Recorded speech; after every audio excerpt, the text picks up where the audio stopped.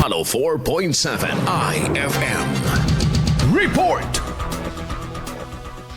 Samantala mga idol, serbisyo medikal sa mga Eastern Barangay sa Dagupan City umaarangkada sa Super Family Health Center. Para po sa detalye, panoorin sa ulat ni Idol Intern Niel Aquino. 104.7 IFM. Report!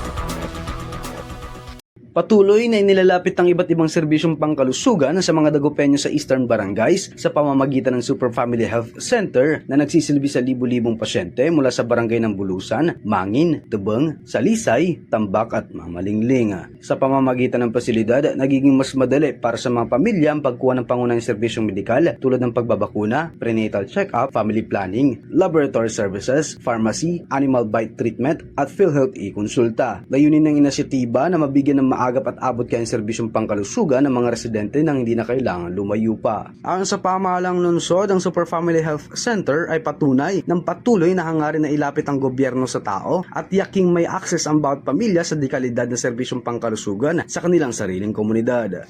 Kasama mo mula rito sa IFM News Dagupan, ako si Idol Intern Niel Aquino, Tatak IFM.